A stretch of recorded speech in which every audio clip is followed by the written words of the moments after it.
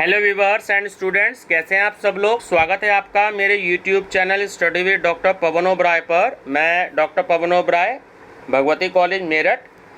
Viewers, आज इस video में मैं आपसे डिस्कस कर रहा हूं सीसीएस यूनिवर्सिटी मेरठ में जो 2020 में आपका एग्ज़ाम हुआ था last year BA third year का लोक प्रशासन के सिद्धांत। तो वो पेपर मैं आपसे डिस्कस करूँगा 2020 का। ठीक है, मेरे पास 2016 से 2020 के क्वेश्चन पेपर हैं, तो ये तो एक्चुअली हिंदी में ही है। तो 2016 से 2020 के हिंदी इंग्लिश दोनों में हैं। आप लोगों को 3 पेपर हैं आपके पास, 2 आपके पास चॉइस है और एक आपका ये कंपलसरी होता था। तो लेकिन अब इसमें भी आपके पास चॉइस है। तो मैं ये आपको बताना चाहूँगा कि अगर आप मेरी इस वीडियो को देखें तो आप मेरे को कमेंट्स बॉक्स में ज़रूर बताइएगा कि आपको किस सब्जेक्ट के प्रीवियस ईयर के क्वेश्चन पेपर आपको देने हैं, क्योंकि बहुत ज़्यादा समय नहीं है। मेरे पास भी बहुत सारे सब्जेक्ट हैं, बीकॉम के, एमकॉम के, एमए इकोनॉमिक्स के और बीए के। तो मैं ज़्यादा आपको नहीं करवा पाऊँगा क्योंकि कॉलेजेस जो है वो ओपन हो चुके हैं। मैं 2-3 वीडियो ही बना पाऊँगा। तो आपको या तो लोक प्रशासन के सिद्धांत इसके सोल्ड पेपर चाहिए, या जो मैंने आपको भी पेपर कराया भारतीय राजनीतिक चिंतन, इंडियन पॉलिटिकल थॉट, उसके आपको 2016 से 2019 के पेपर आगे और चाहिए, अनसोल्ड पेपर। ठीक है, क्योंकि 2020 का तो मैं डिस्कस कर चुका हूँ अभी थोड़ी देर पहले, और ये वाला मैं डिस्कस कर रहा हूँ। तो वो जो 2016 से 2019 के हैं वो मेरे पास बुकलेट है प्रीवियस ईयर के एग्ज़ाम की, हिंदी इंग्लिश दोनों में। ठीक है, तो थोड़ा सा समय लगता है सारी चीज़ों में, तो आप मेरे को कमेंट बॉक्स में बताइएगा। ठीक है, फर्स्ट टाइम आप मेरा चैनल देख रहे हैं तो मेरा channel study with doctor Pavan Oberoi को सब्सक्राइब कर लीजिएगा। और क्योंकि आपके पेपर हैं 8 तारीख से, तो जितना जल्दी हो सके अपने फ्रेंड सर्कल में इसको शेयर जरूर कर दीजिएगा ताकि वो लोग भी बेनिफिट ले सकें। और जो जिनका बीएड एंट्रेंस का एग्ज़ाम है या टीजीटी पीजीटी का एग्ज़ाम है, तो उनको भी आप सजेस्ट कर दीजिएगा जो आपके कोई जानकार हों, क्योंकि ये वीडियो उन सब के लिए भी हेल्पफुल है जो बीएड एंट्रेंस या टीजीटी या पीजीटी के पेपर दे रहे हैं। तो सबकी अलग अलग प्लेलिस्ट है, मैं इसको 2 बार अपलोड करूंगा। टीजीटी पीजीटी और बीएड एंट्रेंस की अलग प्लेलिस्ट है, और आपकी ये जो लोक प्रशासन के सिद्धांत हैं इसकी अलग प्लेलिस्ट है। ठीक है व्यूवर्स, तो आप प्लेलिस्ट की स्टडी जरूर करिएगा और मेरे को प्लीज़ कमेंट बॉक्स में बताइएगा कि आपको कौन से पेपर में इंटरेस्ट ज़्यादा है, ताकि मैं उसी के क्वेश्चंस प्रोवाइड करा सकूं। ठीक है, चलिए डिस्कस करते हैं सीसीएस यूनिवर्सिटी मेरठ का लोक प्रशासन के सिद्धांत का 2020 का क्वेश्चन पेपर। तो किस देश में राजकीय सेवाओं को बेचा जाता था? फ्रांस में। कब संयुक्त परामर्शदात्री तंत्र एवं अनिवार्य मध्यस्थ निर्णय स्कीम लागू की गई? 1966 में। किसने कहा कि कलेक्टर का पद ऐसा कछुआ है जिसकी पीठ पर भारत सरकार का हाथी सवार है? तो वो है रैमजे मैकडोनाल्ड। ठीक है, रैमजे मैकडोनाल्ड। किस पंचवर्षीय योजना के दौरान सामुदायिक विकास कार्यक्रम प्रारंभ हुआ? पहली। प्रशासनिक अधिकारियों का समूह कहलाता है नौकरशाही। इंग्लैंड में भारतीय वित्त मंत्रालय का समतुल्य है, तो वो है राजकोष। किस वर्ष से वित्त मंत्री द्वारा लोकसभा में 1 फरवरी को बजट पेश किया जाता है? 2017 से, जब से नरेंद्र मोदी जी की सरकार आई है। ठीक है बच्चों, ये भी क्वेश्चन एग्जाम में आ चुका है कई बारी कि नरेंद्र मोदी जी का पूरा नाम क्या है। तो मैं बता दूं, नरेंद्र मोदी जी का पूरा नाम है श्री नरेंद्र दामोदर दास मोदी। ठीक है, श्री नरेंद्र दामोदर दास मोदी। ये एग्जाम में आया हुआ क्वेश्चन है कई सारे कंपटीशन में, याद रखिएगा। आपका पॉलिटिकल साइंस का पेपर है तो आ सकता है। भारत सरकार द्वारा भारतीय संविधान की धारा 370 को कब निरस्त किया गया? 5 अगस्त 2019 को। ठीक है, 5 अगस्त 2019 को। निम्नलिखित में से किसने संचार प्रक्रिया के अधिकतम विस्तृत व वृहत मॉडल को विकसित किया? वो थे शैनन और वीवर। नीति आयोग का अध्यक्ष कौन होता है? देखिए, नीति आयोग के अध्यक्ष जो हैं, अगर पद दे रखा है तो वहाँ पर प्रधानमंत्री को आप टिक लगाएंगे, और अगर नेम दे रखा है तो वहाँ पे श्री नरेंद्र मोदी जी का नाम आएगा, ध्यान रखिएगा।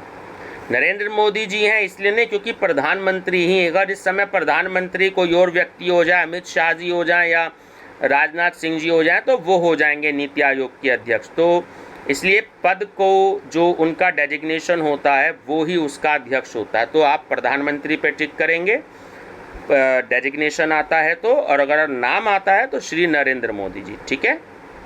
किसने कहा कि प्रशासन चैतन्य उद्देश्य की प्राप्ति के लिए निश्चयात्मक क्रिया है, यह उन वस्तुओं के लिए एक संगठित प्रयत्न तथा साधनों का निश्चित प्रयोग है जिनको हम कार्यान्वित करवाना चाहते हैं। तो ये कहा है मार्क्स ने। लोक प्रशासन की शब्दावली में ओ तथा एम का अर्थ है। तो देखिए इनका अर्थ होता है संगठन और प्रणालियाँ। विधि के नियम सिद्धांत के प्रतिपादक हैं, तो वो है डाइसी। राजनीति प्रशासन द्वैत भाव का समर्थन करने वाले का नाम बताइए, तो वो है वुड्रो विल्सन। प्रशासन के एकीकृत दृष्टिकोण में सम्मिलित है, तो वह समस्त प्रशासकीय गतिविधियां। भारतीय संविधान वो जनता द्वारा निर्मित है। कार्यवाही रोकने के लिए कौन सी रिट जारी करने की मांग की जाती है? परमादेश। भारत के लेखा नियंत्रक एवं महालेखा परीक्षक का कार्यकाल होता है, इसको हम शॉर्ट में कैग बोलते हैं, CAG, ठीक है। 6 वर्ष का होता है, ध्यान रखिएगा। निम्नलिखित में से कौन सा अनुच्छेद संवैधानिक उपचार कहा जाता है? तो वो होता है अनुच्छेद 32। किसने कहा प्रशासन का संबंध सरकार के क्या और क्यों से है? तो वो कहा डिमार्क ने।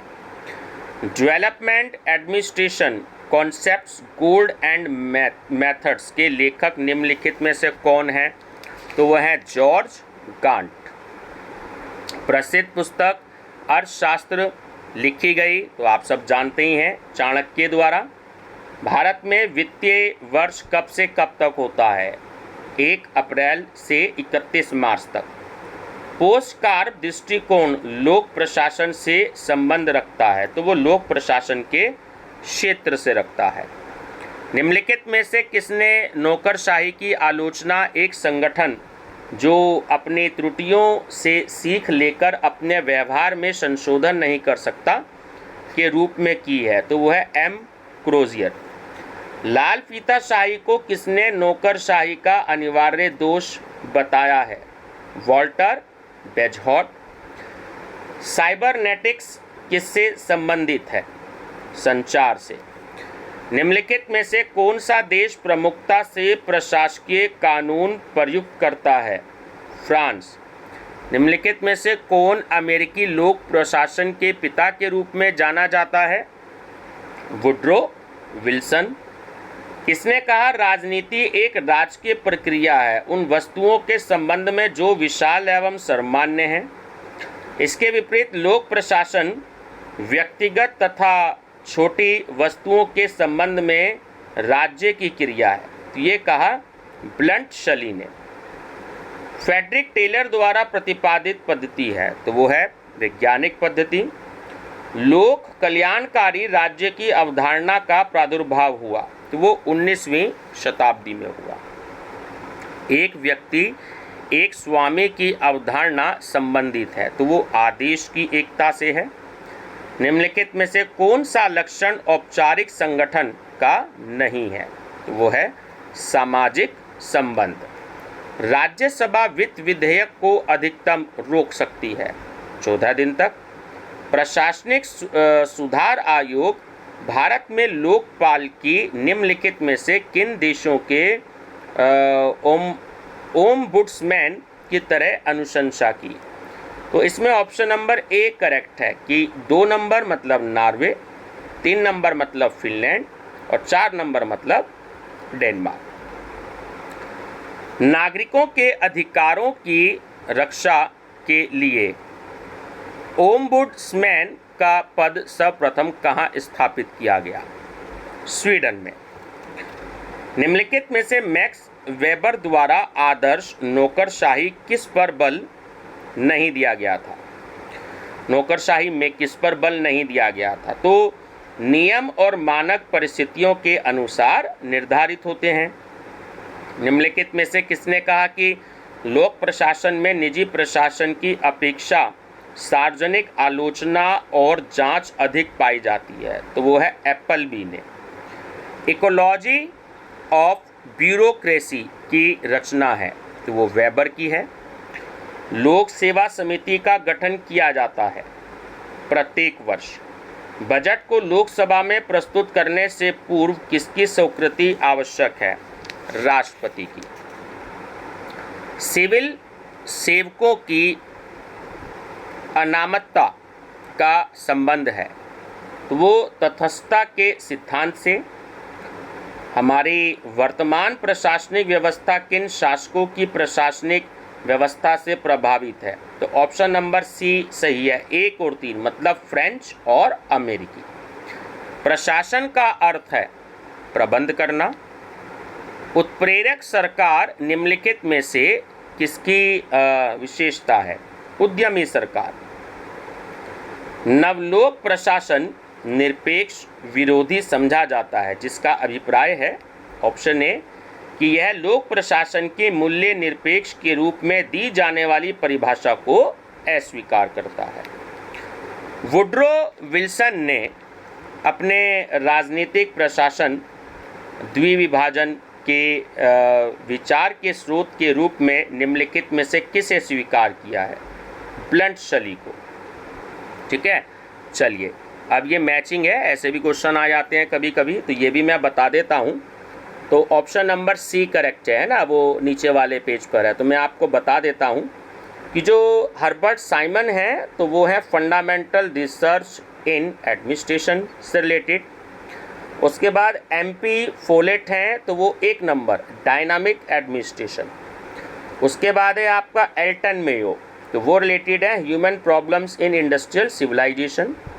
और जो D है आपका R लिकर्ट, तो वो 4 नंबर से ही रिलेटेड है कि न्यू पैटर्न्स ऑफ मैनेजमेंट। ठीक है, तो NTA नेट में और TGT PGT में तो ऐसे क्वेश्चन बहुत आते हैं मैचिंग वाले। ये देखिएगा ऑप्शन नंबर सी सही है। किसने कहा इससे पहले कि विज्ञान सिद्धांत का विकास करे इसकी अवधारणा अवश्य होनी चाहिए? हर्बर्ट साइमन ने। एक औपचारिक संगठन मुख्यतः किससे संबंधित होता है? उद्यमों को लाभ। अंतर्राष्ट्रीय मुद्रा कोष पर्यावरण संबंधी समस्याओं को हल करने के लिए वित्तीय सुधार का उपयोग निम्नलिखित में से किसके माध्यम से प्रोत्साहित होता है? तो इसमें आपका बी ऑप्शन सही है, जो कूट दे रखा है आपको। एक तो है 1, 2, 3, मतलब विश्लेषणात्मक कार्य, तकनीकी सहायता और व्यापक क्षेत्र तथा व्याप्त कार्यकलाप, है ना। तो ऑप्शन बी करेक्ट है। निम्नलिखित में से कौन सी विकास प्रशासन की प्रमुख विशेषता नहीं है? इसमें ऑप्शन डी सही है कि 3 और 4। यह अनुक्रियाशील है और यह यथास्थिति को बढ़ावा देता है। ठीक है, विकासशील देशों के विकास प्रशासनों की अड़चनों के विषय में क्या सही है?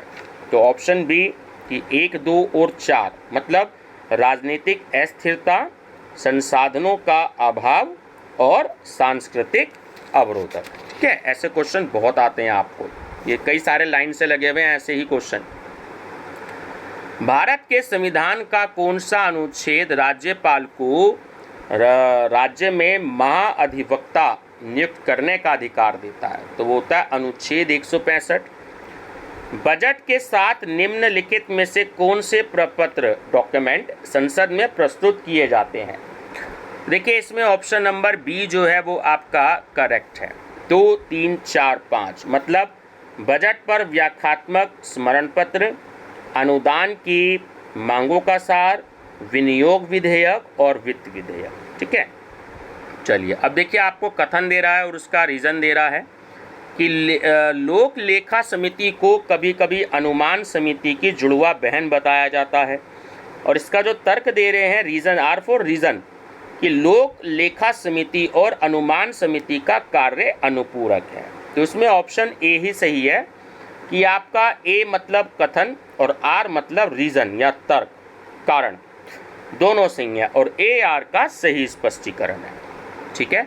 नेक्स्ट फिर है कि भारत को संविधान द्वारा संसद को भारत की आकस्मिक निधि की स्थापित करने की शक्ति प्रदान की गई है, और रीज़न दे रहे हैं तर्क कि आकस्मिक निधि का उद्देश्य सरकार को किसी अप्रत्याशित व्यय की आवश्यकता को पूरा करना है। तो डी सही है कि ए और आर दोनों सही हैं और ए का आर सही स्पष्टीकरण है। ठीक है, ऐसे क्वेश्चन बहुत आते हैं एनटीए नेट में, टीजीटी पीजीटी में और आपके बीएड एंट्रेंस में भी आ जाते हैं। ठीक है, ये तो आपको भी आए हुए हैं। देखिए मैं मैचिंग बताता हूँ, इसमें ऑप्शन नंबर बी ठीक है ना। चलिए देखिए इसको देख लेते हैं, ऑप्शन नंबर बी। ऐसे जो लोकपाल विधेयक है और उसको पारित करने की तारीख है, तो लोकसभा में प्रस्तुत किया गया, तो वो किया गया 14 अगस्त 2011 को। उसके बाद लोकसभा में पुनः प्रस्तुत किया गया, वो 22 दिसंबर 2011 को। उसके बाद लोकसभा द्वारा पारित किया गया 3 नंबर 18 दिसंबर 2013 को, और राज्यसभा द्वारा पारित किया गया तो वो 4 नंबर 17 दिसंबर 2013 को। ठीक है, ध्यान रखिएगा, बहुत अच्छा क्वेश्चन है।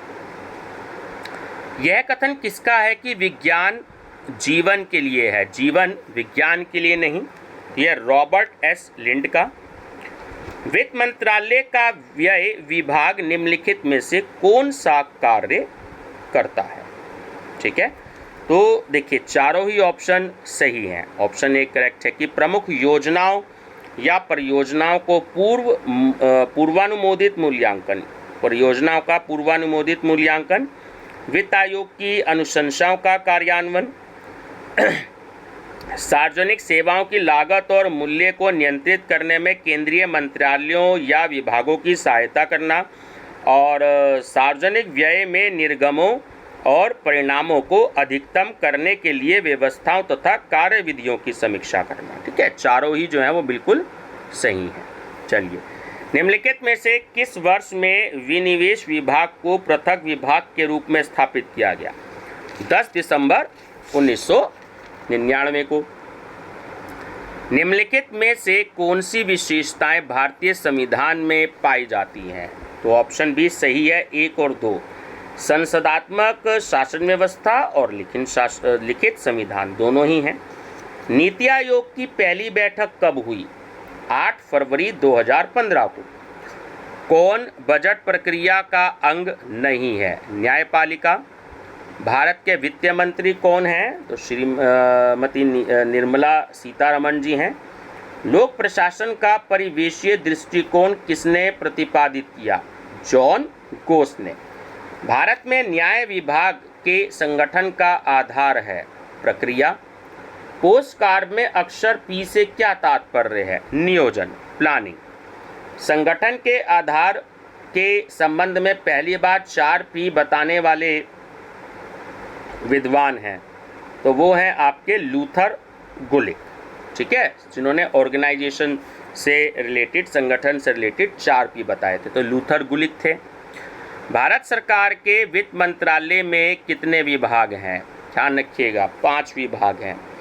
नवीन सार्वजनिक प्रबंध शब्द किस वर्ष अस्तित्व में आया? 1991 में। निम्नलिखित में से कौन सा सामाजिक न्याय और अधिकारिता मंत्रालय के प्रशासनिक नियंत्रण में नहीं है? तो वो है राष्ट्रीय महिला आयोग। राष्ट्रीय ग्रामीण विकास और पंचायती राज संस्थान स्थित है हैदराबाद में। निम्नलिखित में से संगठन की सबसे प्राचीन विचारधारा कौन सी है? तो वो है शास्त्रीय विचारधारा। भारतीय लोक प्रशासन संस्थान स्थित है दिल्ली में। अभिप्रेरणा एक सामान्य शब्द है जिसका प्रयोग उत्प्रेरकों, कामनाओं, आवश्यकताओं, इच्छाओं की संपूर्ण श्रेणी और समान शक्तियों के लिए किया जाता है। तो यह कथन किससे संबंधित है? तो यह है कून्स ओडोनोल से। वित्त मंत्री किस दिन लोकसभा में बजट प्रस्तुत करते हैं? तो वो है फरवरी के प्रथम दिन, यानी कि 1 फरवरी में। भारतीय प्रशासनिक सेवा IAS है ना के आधारभूत प्रशिक्षण का यह लक्ष्य नहीं है। ऑप्शन डी कि कमज़ोर वर्ग के वित्त के बारे में उन्हें जानकारी प्रदान करना। ग्रामीण स्थानीय सरकारी संस्थानों के 73वें संविधान संशोधन अधिनियम में किए गए अनिवार्य प्रावधानों के संबंध में निम्नलिखित में से कौन सा कथन सही नहीं है? तो ऑप्शन सी कि सांसदों तथा विधायकों को ग्रामीण स्थानीय निकायों में मतदान का अधिकार देना। ग्रेप वाइन शब्द किससे संबंधित है? संचार से या संप्रेषण से? निम्नलिखित में से कौन सी लोक कर्मियों के वर्गीकरण की मुख्य श्रेणी नहीं है? पद। निम्नलिखित में से किस देश में न्यायपालिका संसद द्वारा पास किए गए कानून को असंवैधानिक घोषित नहीं कर सकती? केवल इंग्लैंड। ठीक है। निम्नलिखित में से कौन सी संस्था भारत में नीति निर्माण में संलग्न नहीं है? तो वो है केंद्रीय समाज कल्याण बोर्ड। संविधान के किस अनुच्छेद में प्रावधानों के अंतर्गत राज्य वित्त आयोग का प्रावधान है? तो वह है अनुच्छेद 243I। बजट पास करने की प्रक्रिया में निम्नलिखित में से कौन सा एक विधान मंडल के अधिकार क्षेत्र में नहीं है? तो वह है मांग में वृद्धि करना। ई गवर्नेंस महत्व देता है, तो वो कागज रहित प्रशासन को महत्व देता है। वित्तीय मामलों में राज्यसभा के अधिकार हैं अति सीमित। केंद्र तथा राज्यों के वित्त संबंधों के निर्धारण से संबंधित आयोग है, तो वो है वित्त आयोग। यदि व्यवस्थापिका द्वारा निर्मित कानून संविधान की भावना के विरुद्ध है तो उसे अवैध घोषित करने का अधिकार है न्यायपालिका को। मुख्यालय क्षेत्र के संबंध के बारे में सभी अंगुलियां विचार किसका है? लूथर गुलिक का। निम्नलिखित में से भर्ती के लिए साक्षात्कार विधि प्रथम बार कहाँ प्रयुक्त की? ब्रिटेन में। निम्नलिखित में से पद सोपान का मुख्य उद्देश्य क्या है? तो तीनों ही है कि यह एक खर्चीली व्यवस्था है, यह संगठन में उच्च और अधीनस्थ की भावना पैदा करता है, और यह संगठन में कठोरता पैदा करता है ना। तो सही आंसर है उपयुक्त सभी। निम्नलिखित में से कौन सा आज्ञा पत्र रिट भारतीय संविधान में विशेष रूप से निर्दिष्ट नहीं है? तो वह निषेधाज्ञा। किस वर्ष लोकसभा द्वारा सार्वजनिक उद्यम समिति का गठन किया गया? सन 1964 में। किस देश में तुलनात्मक प्रशासन समूह स्थापित हुआ? अमेरिका में। कितने सदस्यों की नियुक्ति सार्वजनिक उद्यम के लिए लोकसभा और राज्यसभा से की जाती है? तो लोकसभा के लिए तो 15 और राज्यसभा से 7। लोकसभा से 15, राज्यसभा से 7। एक कर्मचारी से प्राप्त लिखित अथवा मौखिक निष्पादन प्रतिवेदन को कहा जाता है अंतर व्यक्तिक संवाद। विनियोग लेखा की जांच की जिम्मेदारी किसको सौंपी जाती है? लोक लेखा समिति को। निम्नलिखित में से किस वित्त मंत्री ने भारत में शून्य आधारित बजट को क्रियान्वित करने की पहल की थी? तो वो थे VP सिंह जी। तो ये स्टूडेंट्स आपका पेपर था। TGT PGT के लिए भी बहुत अच्छे क्वेश्चंस हैं इसमें, और B.Ed एंट्रेंस के लिए भी। और आपका जो CCS यूनिवर्सिटी मेरठ में जो आपका पेपर है ये 2020 का क्वेश्चन पेपर था। तो कमेंट बॉक्स में आप मेरे को ज़रूर बताइएगा, क्योंकि समय कम है, मेरे पे सब्जेक्ट बहुत ज़्यादा हैं, मैं भी एक सब्जेक्ट को बार बार नहीं करवा पाऊँगा। ठीक है, क्योंकि कॉलेजेस खुल गए हैं, एग्ज़ाम में ड्यूटी भी है। तो जो भी कोई थोड़ा बहुत समय मिलेगा, तो जो आप इसमें आप चॉइस में कहेंगे, मैं उसी पेपर को आपसे डिस्कस करूंगा। लेकिन जहां तक मेरा ख्याल है, एक कमेंट आया था इंडियन पॉलिटिकल थॉट का, तो मैं इसी से रिलेटेड आपको प्रीवियस ईयर क्वेश्चंस भी कराने की कोशिश करूंगा। और एक क्वेश्चन बैंक भी मैं आपको 500 क्वेश्चंस का मेरे पास अवेलेबल है, तो वो भी मैं आपको कराने की कोशिश करूंगा। ठीक है व्यूवर्स, तो वीडियो पसंद आए तो लाइक शेयर सब्सक्राइब जरूर कर लीजिएगा। मेरा चैनल नेम है study with doctor Pavan Oberoi. Thank you.